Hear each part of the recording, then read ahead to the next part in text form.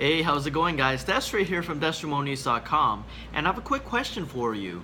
Are you struggling with getting more leads and sales for your business? If you are, how would you like to have a four-step process to follow to help you get more leads and sales for your business without having to convince people to purchase your products or to take a look into your business? So in today's video, I'm going to be covering the four-step process to help you get more leads and sales for your business.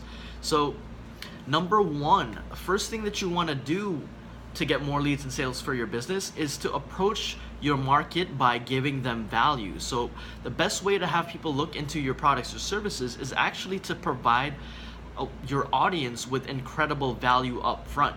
So, an example would be, have you ever received a gift from someone unexpectedly? How does that make you feel? Whenever this happens, we as humans, we tend to want to be able to give back to that same person. And this is called the law of reciprocity. So if someone does something nice for us or helps us out with something, then we feel obliged to be able to do the same thing in return.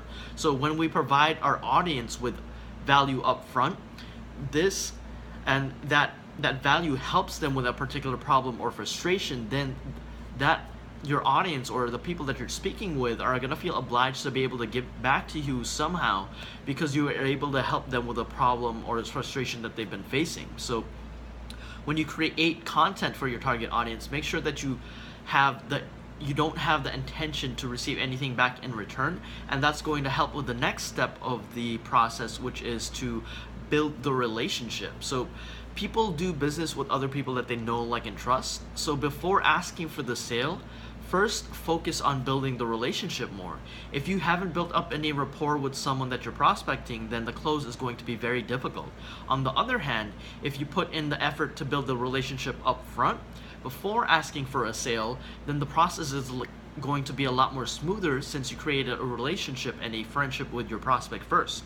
So if a friend asked you to check something out, would you be more or less open compared to a complete stranger asking you to take a look at something that they have going on? So for example, think of all of the people at the mall kiosks. They are a perfect example of complete strangers approaching you with their products. What do you usually tend to do when strangers approach you with products that they are promoting or selling?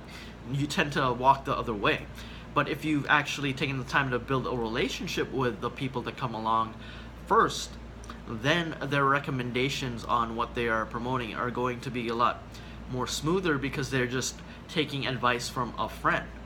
So number three of the process is you want to be able to find your audience's pains and frustrations. So after you've given value, after you've built the relationship, next step is you want to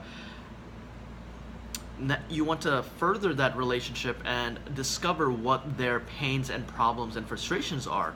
For this to happen, there has to be a certain level of rapport built up, where your prospect actually feels comfortable sharing with you what their problems and frustrations are.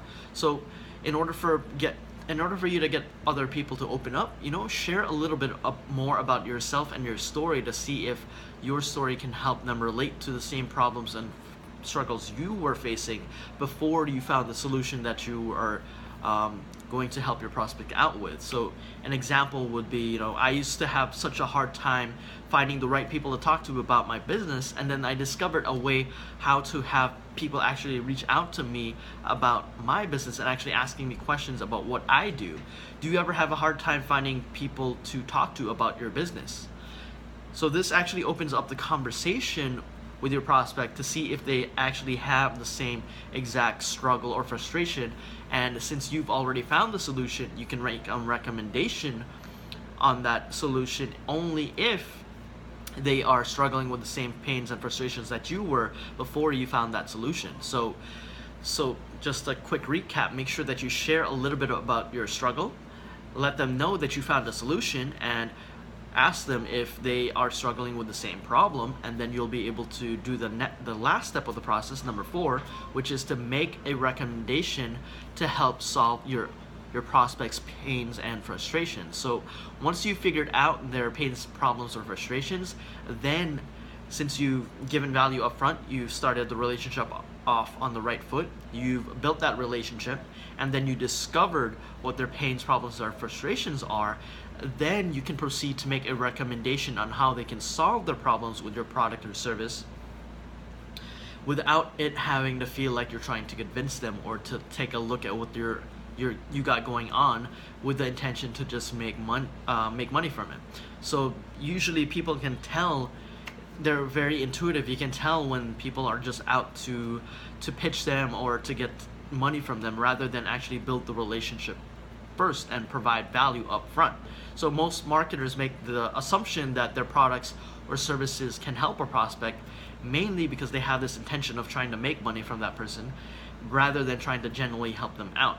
So, but if you've done this 4-step process, if you've given value up front, if you've built the relationship, and then you found what their pains and problems and frustrations are, the next step, which is to make a recommendation on a solution to their pains and problems, which is your products or your services, then the close becomes so much more easier because they're just taking advice from a trusted friend or someone that they've have a rapport built up with, that they trust when it comes to a recommendation on something that they're looking to a particular problem that they're looking to solve. So hope you guys get value from this video. If you guys get value from it, make sure you drop me a comment in this blog post below, and if you get value from what I've been sharing with you, make sure you hop on my newsletter at destreamonies.com/newsletter, and I'll catch you guys in another video.